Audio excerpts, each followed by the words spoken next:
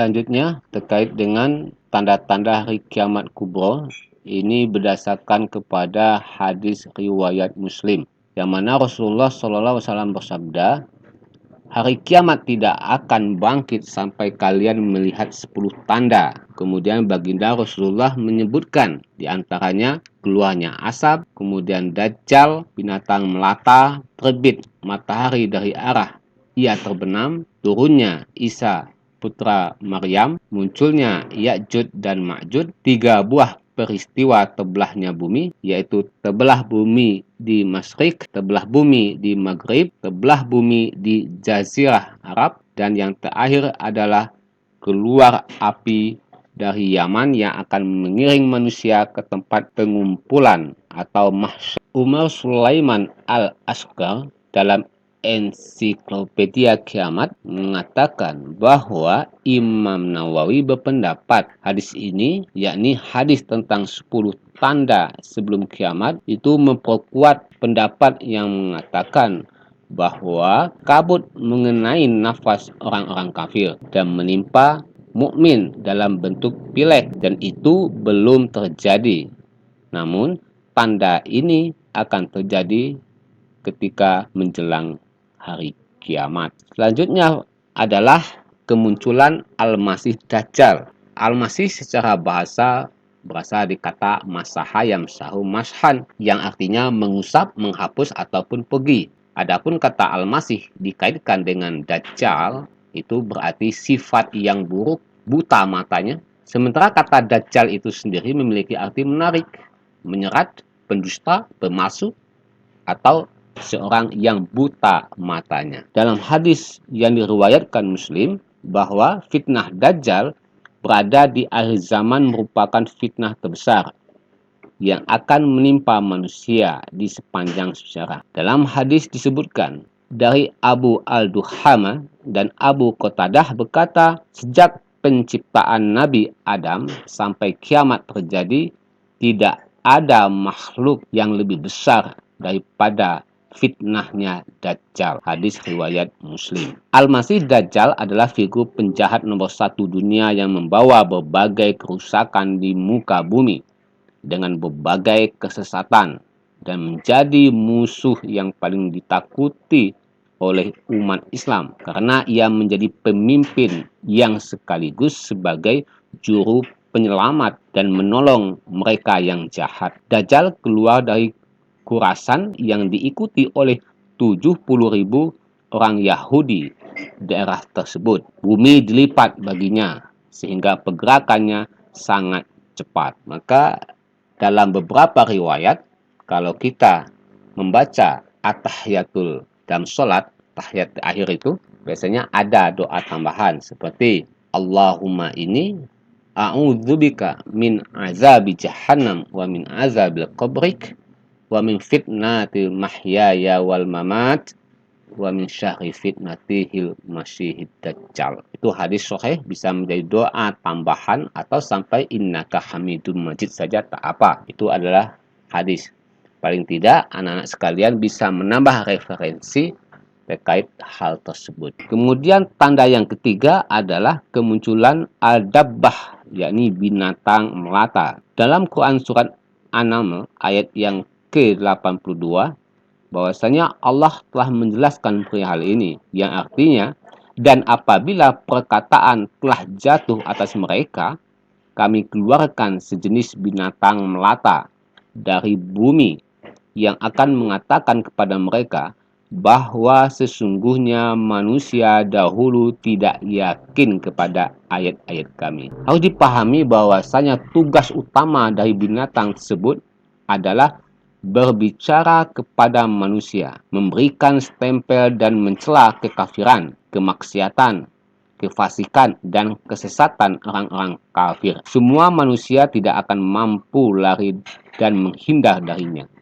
karena ini merupakan siksaan yang hina bagi mereka yang kafir semasa hidupnya di dunia dan menjadi siksaan di akhirat, karena stempel pada keningnya adalah bukti kehinaan dan kerendahan. Setelah kemunculan ad-dabbah, maka tanda yang keempat adalah terbitnya matahari dari arah terbenamnya. Jadi dalam hadis riwayat Bukhari yang memperkuat hadis sebelumnya bahwa Rasulullah Shallallahu Alaihi Wasallam bersabda, tidak akan terjadi hari kiamat sampai terbitnya matahari dari barat. Maka ketika manusia melihatnya, seraya meyakini akan firman Allah Subhanahu wa taala, tidaklah bermanfaat lagi iman seseorang kepada dirinya sendiri yang belum beriman sebelum itu. Jadi binatang melata tersebut bukanlah seperti hewan yang pernah dilihat sekarang ini, karena binatang tersebut dapat berbicara dengan manusia. Dari informasi hadis di atas dapat kita pahami bahwa terbitnya matahari dari tempat terbenamnya menginstruksikan kepada umat manusia umumnya dan umat Islam khususnya supaya kembali menyerahkan diri hanya kepada Allah, bersegeralah untuk hanya menyembah kepada Allah dengan sebenar-benarnya sebelum matahari terbit dari tempat terbenamnya. Karena apabila matahari sudah terbit dari tempat terbenamnya, maka taubatnya tak lagi diterima. Ini merupakan instruksi supaya kita untuk bersegera ibadah kepada Allah. Kemudian tanda yang kelima adalah turunnya Nabi Isa alaihissalam atau Nabi Isa al-Masih. Ingatlah ketika Allah berfirman, "Hai Isa, sesungguhnya aku akan menyampaikan kamu kepada akhir ajalmu dan mengangkat kamu kepadaku serta membersihkan kamu dari orang-orang yang kafir dan menjadikan orang-orang yang mengikuti kamu di atas orang-orang yang kafir hingga akhir kiamat. Kemudian hanya kepada akulah kembalimu, lalu aku memutuskan di antaramu tentang hal-hal yang selalu kamu berselisih padanya." Kemudian dalam Quran surat An-Nisa sebagai rujukan referensi kita terkait turunnya Nabi Isa alaihissalam ini, yang artinya, dan karena ucapan mereka, sesungguhnya kami telah membunuh Al-Masih, Isa putra Maryam, Rasul Allah, padahal mereka tidak membunuhnya dan tidak pula menyalibnya. Tetapi yang mereka bunuh ialah orang yang diserupakan dengan Isa bagi mereka. Sesungguhnya orang-orang yang berselisih pada tentang pembunuhan Isa benar-benar dalam keraguan tentang yang dibunuh itu. Mereka tidak mempunyai keyakinan tentang siapa yang dibunuh itu, kecuali mengikuti prasangkaan belaka. Mereka tidak pula yakin bahwa yang mereka bunuh itu adalah Isa. Dalam teologi Islam jelas, tentu kita yakin, seyakin-yakinnya, bahwasanya yang mereka bunuh bukanlah Isa putra Maryam. Di dalam Al-Quran bahkan dijelaskan mereka yang membunuh itu pun tak yakin sebenarnya apakah yang mereka bunuh itu Isa atau tidak. Dan setelah turun dari langit, diceritakan bahwa Nabi Isa akan tinggal di bumi bersama dengan manusia selama 40 tahun. Tindakan pertama yang dilakukan oleh Isa alaihissalam adalah menghadapi Dajjal. Itu sudah pasti, yang mana beliau akan menuju ke Baitul Maqdis, tempat di mana Dajjal mengepung umat Islam. Dan Nabi Isa alaihissalam akan memerintahkan mereka untuk membuka pintu.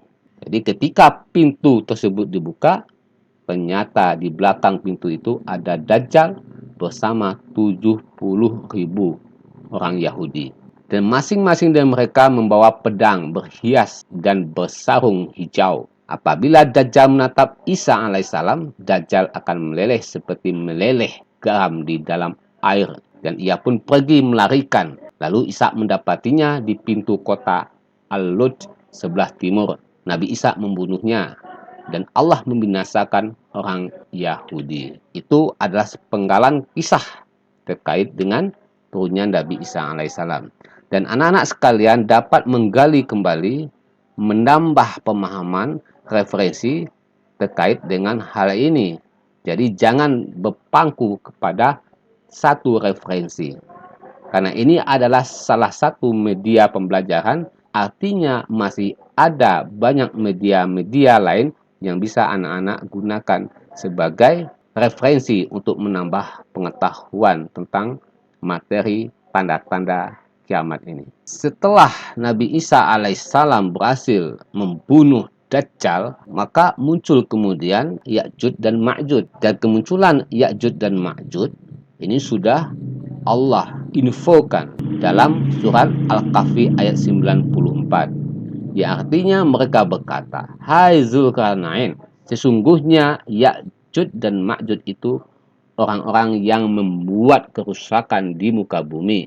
Maka dapatkah kami memberikan sesuatu pembayaran kepadamu supaya kamu membuat dinding antara kami dan mereka?" Tentang kemunculan Ya'juj dan Ma'juj. Dan ketika Ya'juj dan Ma'juj itu muncul, Nabi Isa alaihissalam masih hidup dan Allah memerintahkan kepada Nabi Isa untuk menyelamatkan hamba-hambanya yang beriman bersamanya ke gunung, yaitu gunung At-Tur. Dan Nabi Isa tentu melaksanakan perintah Allah tersebut. Informasi selanjutnya dapat kita lihat di dalam Quran surat Al-Anbiya ayat yang ke-96 yang artinya, hingga apabila dibukakan tembok Ya'juj dan Ma'juj dan mereka turun dengan cepat dari seluruh tempat yang tinggi. Kalau kita pahami kedua ayat di atas, ini memberikan sebuah pesan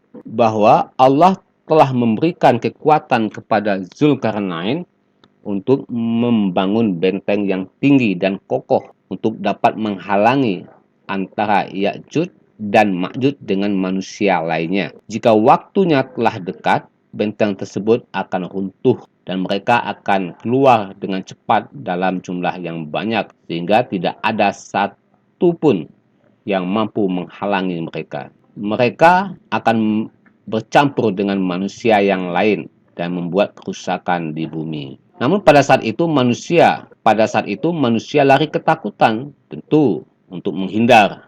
Mereka ke kota-kota dan ke benteng-benteng sambil membawa ternak. Sementara Ya'juj dan Ma'juj dikisahkan terus menjajah dan meminum air di mana-mana. Sehingga ketika seorang melewati sungai yang diminum tadi, dia berkata, "Di sini belum lama ini ada air." Setelah bersembunyi di benteng-benteng, maka Ya'juj dan Ma'juj berpikir penduduk bumi sudah dimusnahkan. Berarti hanya tinggal penduduk langit yang harus mereka binasakan. Itu yang dipahami oleh Ya'juj dan Ma'juj saat itu. Kemudian salah satu dari mereka melempar tombak ke angkasa dan tombak itu kembali lagi dalam keadaan berlumuran darah. Dikisahkan sebagai tipuan terhadap mereka. Ketika mereka dalam keadaan demikian, Allah Subhanahu wa taala mengirim suatu penyakit bagaikan ulat belalang yang akan menyerang ke leher mereka. Keesokan harinya mereka sudah meninggal. Karena tidak ada lagi terdengar gerakan Ya'juj dan Ma'juj, maka kaum muslimin berkata, siapa yang berani mengorbankan dirinya untuk melihat keadaan musuh? Jadi pada saat itu kaum muslimin masih bersembunyi di gunung-gunung, di bukit-bukit. Kemudian salah seorang dari mereka tampil dengan tegap, merelakan dirinya, ia yakin dirinya akan terbunuh. Kemudian ia turun dan mendapati mereka para Ya'juj Ma'juj ini sudah meninggal semua. Kemudian orang itu berkata, "Hai kaum muslimin semuanya, ketahuilah ada kabar gembira. Allah telah membela kamu sekalian terhadap musuhmu." Umat Islam pun turun ke kota-kota dan melepaskan ternaknya. Tetapi tidak ada tempat untuk mengembala. Mengapa? Karena seluruh kawasan sudah dipenuhi oleh bangkai-bangkainya Ya'juj dan Ma'juj. Itu 6 tanda-tanda kiamat besar dan 6 tanda-tanda kiamat kecil. Tentu jumlahnya lebih daripada itu. Dan tugas anak-anak sekalian bisa cek di LKPD-nya apa yang harus diselesaikan. Jadi itu penjelasan terkait dengan tanda-tanda kiamat sugro dan kiamat kubro. Mudah-mudahan bermanfaat, mudah-mudahan bisa dijadikan sebagai salah satu referensi di dalam pembelajaran. Tentu masih banyak media-media lain yang bisa anak-anak sekalian manfaatkan Sekian, terima kasih. Semoga sehat selalu. Fastabiqul khairat. Assalamualaikum warahmatullahi wabarakatuh.